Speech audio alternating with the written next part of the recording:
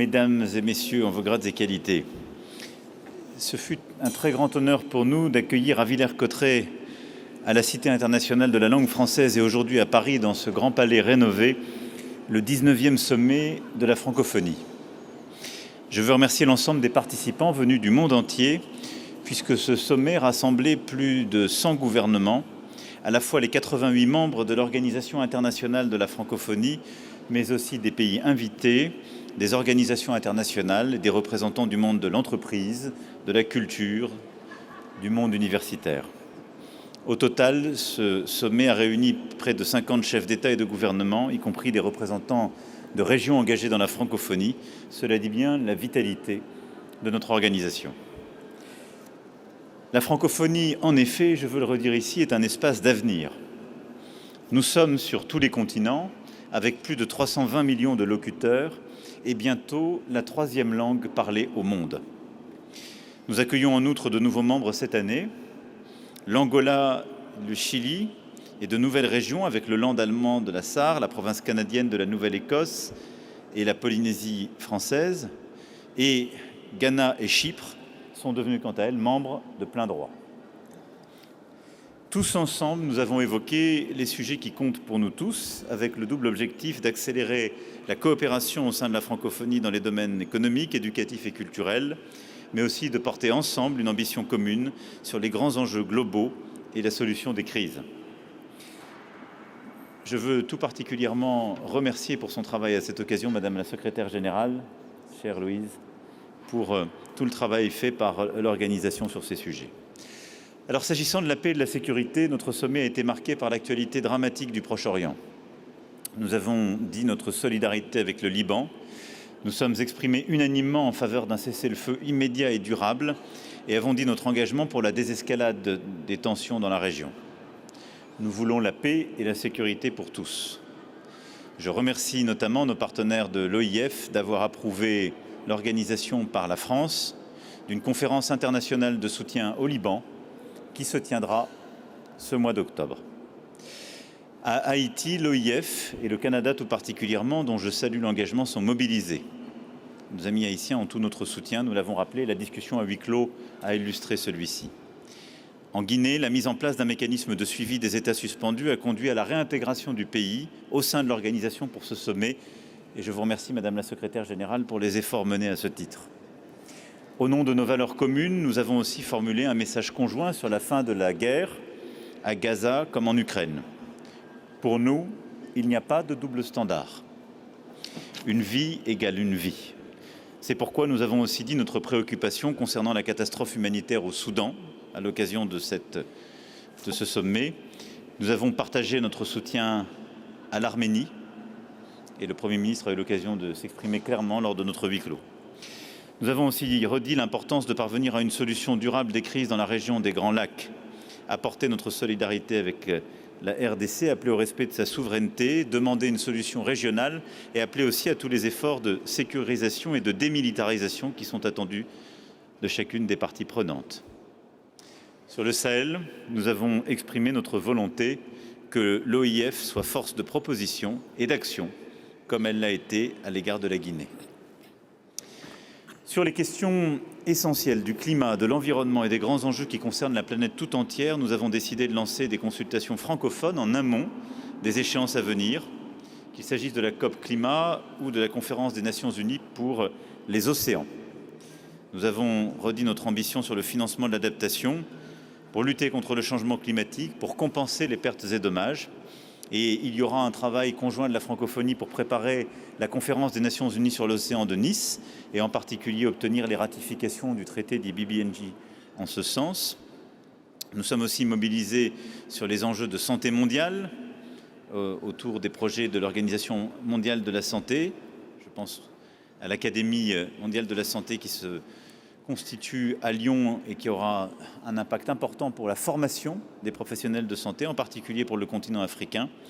En un mot, nous avons décidé d'agir dans l'esprit qui nous a précédemment rassemblés pour adopter le pacte de Paris pour les peuples et la planète en juin 2023. Au fond, c'est notre volonté, faire de la francophonie un espace de concertation, de convergence utile pour avoir un multilatéralisme plus efficace et nous organiser d'une même voix tous ensemble. C'est aussi pour cela que la francophonie soutient les 2 sièges de membres permanents du Conseil de sécurité des Nations Unies à l'Afrique, et nous l'avons réitéré. Ensuite, le dynamisme de notre francophonie a avancé sur les fronts que nous avions mis au cœur de cet agenda, à la fois dans nos discussions et par les événements qui ont été organisés par ailleurs. Sur le front économique, vous le savez, c'était une de nos volontés lors de ce sommet. Je veux saluer le Salon Francotech qui a accueilli 200 exposants, 2000 professionnels, 100 pays différents. L'Alliance francophone de la propriété intellectuelle qui nous a permis là aussi d'avancer sur ce front en espace francophone pour encourager l'innovation et le dépôt de brevets en langue française et notre mobilisation en faveur du droit d'auteur dans l'espace numérique francophone.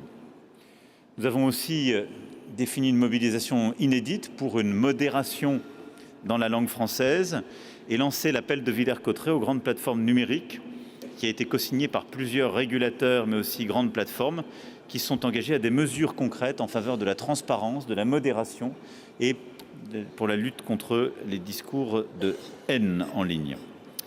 L'intelligence artificielle a aussi nourri nos travaux et nous voulons que les francophones aient accès à cette révolution et que le français puisse l'irriguer. C'est pourquoi nous avons créé un centre de référence pour l'IA et la francophonie qui s'articule étroitement avec l'Alliance européenne pour les technologies des langues, qui sera hébergé également à la Cité internationale de la francophonie, et nous sommes engagés pour les modèles ouverts. Nous avons aussi pris des mesures concrètes avec la création du réseau francophone de l'éducation aux médias et à l'information, s'inscrivant dans la dynamique globale portée par l'UNESCO, et la mobilisation du réseau Théophraste des centres de formation en journalisme pour développer les compétences en matière de lutte contre la désinformation dans les médias de la francophonie. Et puis sur le plan éducatif et culturel, plusieurs engagements ont été pris. C'est un effort que nous portons depuis 2017 avec la démultiplication des centres régionaux francophones pour l'enseignement du français, les réformes que la France a elle-même portées. Nous avons installé à l'occasion de ce sommet le Collège international de Villers-Cotterêts, laboratoire d'excellence qui formera dès l'année prochaine des enseignants du français, des traducteurs, des interprètes en français vers le français et accompagnera des chercheurs et des experts pour créer une réelle communauté de cadres éducatifs francophones. Nous reprendrons toutes nos parts dans ces efforts puisque l'Agence française de développement, avec 500 millions d'euros par an et plus d'1 milliard d'euros depuis 2018, cible particulièrement l'enseignement du français. Au-delà du réseau d'écoles d'enseignement en français, je veux aussi rappeler la mobilisation que nous avons aux côtés de l'œuvre d'Orient, ô combien importante dans une région si touchée par les conflits évoqués précédemment. Et puis, je veux également avoir un mot pour la mobilité de nos concitoyens. Nous avons décidé de faciliter les échanges universitaires avec la mise en réseau de 1100 universités et centres de recherche de l'Agence universitaire de la francophonie, dont je salue l'engagement. 120 pays, grâce au programme international Mobilité Employabilité francophone, très important et que nous soutenons. Et nous soutenons également cette idée d'un classement de Paris pour les universités francophones qui permettra de mettre au cœur de notre francophonie un classement au sein de cet espace de nos grandes universités. Nous avons lancé le programme des Volontaires Unis pour la francophonie qui permettra à nos jeunes ressortissants des États membres de l'OIF de découvrir un autre pays de l'espace francophone au travers de missions de plusieurs mois. Et je veux aussi dire ici que désormais une procédure en ligne simplifiera les demandes de visa par l'authentification de la qualité de diplômé d'excellence en amont du dépôt de la demande du visa pour aussi simplifier les choses. Enfin, en parlant de culture, et je l'évoquais hier à Villers-Cotterêts, plusieurs initiatives ont été prises, de la collection Fenêtres pour les traductions, à la nouvelle présidence de TV5 Monde avec Madame Younes, que je félicite, et au renforcement de la chaîne Jeunesse TV5 au Maghreb, et évidemment en félicitant toutes celles et ceux qui ont contribué et continueront jusqu'à demain soir à contribuer à notre festival de la francophonie, Refaire le monde. Voilà, mesdames et messieurs, ce que je souhaitais dire à l'issue de ce sommet, en vous remerciant, Madame la Secrétaire Générale, vous, vos équipes et tous les États membres pour justement ces résultats, en vous disant que la décision a été prise que le 20e sommet serait organisé au Cambodge en 2026. Et après avoir félicité Sa Majesté le Roi, je veux vous dire véritablement notre soutien, notre enthousiasme, Monsieur le Vice-Premier ministre, et nos félicitations pour cette décision. Merci beaucoup pour votre attention et Madame la Secrétaire générale, je vous cède la parole. Merci beaucoup, Monsieur le Président, notre hôte, pour ce sommet très réussi. Je ne m'attarderai pas sur ce que l'OIF fait et ce que l'OIF compte faire, puisque vous l'avez si bien exprimé, Monsieur le Président. Je voudrais juste revenir sur les 3 grands enjeux de ce sommet. Le premier enjeu étant la centralité de la jeunesse pour les activités de la francophonie et pour nous, l'OIF en particulier. Nous avons, depuis 2020, sondé la jeunesse francophone qui nous a fait comprendre que la priorité des priorités pour la jeunesse, c'est l'emploi. Et donc, ce thème du sommet « Créer, innover, entreprendre » en français, c'est aussi et surtout une manière d'encourager la jeunesse qui est dans le domaine de l'innovation et de l'entrepreneuriat à créer des liens à travers l'espace francophone qui est un espace d'opportunité. Nous avons, d'une manière tout à fait inédite, placé des jeunes qui ont été sélectionnés à travers l'espace francophone aux côtés des chefs d'État dans les tables rondes ce matin pour discuter justement de ce que l'OIF peut apporter, de ce que la famille francophone, d'une manière générale, peut faire pour que les jeunes puissent avoir accès à l'emploi en innovant, en créant, bien évidemment, en langue française. Deuxième enjeu pour notre organisation, c'est l'adhésion de nouveaux adhérents que le président vient de mentionner. Certainement, l'attractivité de l'OIF est une des raisons pour ces pays qui viennent de nous rejoindre. On a encore des demandes depuis 2 semaines. Mais nous avons aussi voulu que ces nouveaux adhérents puissent surtout s'en tenir aux critères linguistiques. Nous sommes la francophonie et nous avons donc insisté sur le critère langue française et tout ce qui est valeur commune aux États et aux gouvernements membres de notre espace. Troisième enjeu de ce sommet, c'est le multilatéralisme qui se porte mal.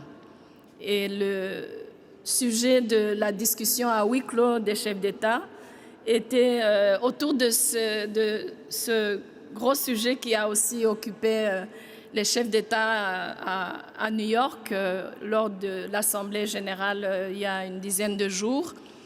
Et notre discussion et ce qu'on voulait de ce sommet, c'était une réflexion en échange sur la plus-value de notre organisation et bien évidemment, nous avons parlé des régions, des pays en situation de crise. Nous avons parlé de 3 pays de la région du Sahel qui n'ont pas pu participer à ce sommet. Donc voilà les 3 enjeux de notre sommet. Et nous avons donc décidé ensemble que le Cambodge, le royaume du Cambodge, membre fondateur de notre organisation à travers le roi Norodom Sihanouk, accueillera le 20e sommet de la francophonie fin 2026. Voilà, merci. Merci Madame la Secrétaire générale. Monsieur le Vice-Premier ministre. Monsieur le Président, Madame la Secrétaire générale, aujourd'hui est un grand jour pour le Cambodge. Nous avons été un grand supporter, petit pays mais grand supporter de la francophonie, et ce, depuis le départ. Nous avons commencé, vous savez, vous connaissez notre histoire, mouvementée, mais dès que nous avons pu, nous avons souhaité nous joindre à toutes les activités de l'OIF. Permettez-moi, Monsieur le Président, d'exprimer toute notre gratitude et remerciements pour non seulement avoir organisé ces 2 jours magnifiques, mémorables, mais j'ai noté des choses. J'ai été inspiré, d'une part, par créer, innover, entreprendre. C'est très business. Et de l'autre côté, les lieux, la culture, le château et le Grand Palais. Non pas antinomie, mais pensée culture n'exclut pas le business. J'ai beaucoup aimé. Et puis, je vous ai écouté hier et j'ai découvert, je ne le savais pas, qu'innover, c'était français.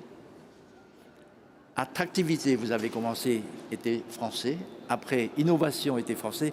Et entrepreneur était français.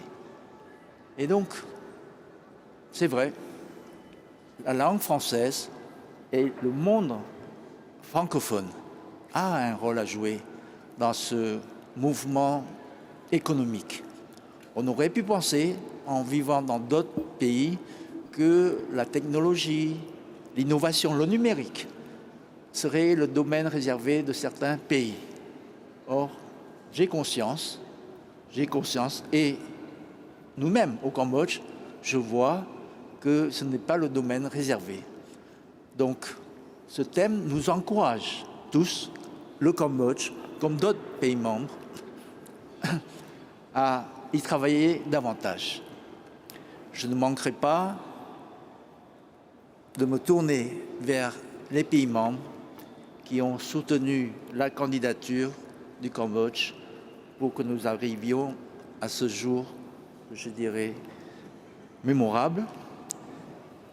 Et tout ceci n'a pu se faire que grâce à un travail colossal de la part de l'OIF, et je salue, je m'incline devant la détermination et j'allais dire la fermeté avec laquelle Madame la secrétaire générale gère le développement, et je dirais même, j'ai senti qu'il y avait des réformes. Vous vous êtes tourné vers un domaine avant qui n'était pas tellement abordé, c'est-à-dire le côté économique, business. Vous avez commencé par ces missions économiques et commerciales au Vietnam et au Cambodge, et c'est une bonne voie à mon avis, parce que nous parlons de, vous avez utilisé le mot plusieurs fois, Monsieur le Président, truchement. Et le business, c'est quelque chose aussi qui nous relie. Donc, que Madame la secrétaire générale mette l'accent sur le développement, la coopération du côté économique, cela va dans ce sens de relier, de passerelle. Je n'ai pas d'autres mots aujourd'hui parce que le Cambodge est encore sous le coup de l'émotion, et je peux vous assurer, comme l'a exprimé Sa Majesté, que le Cambodge va faire tout son possible pour que tous les pays membres puissent penser à participer au 20e sommet de la francophonie à Siem Reap encore. Je vous remercie. Merci beaucoup. Félicitations. Félicitations.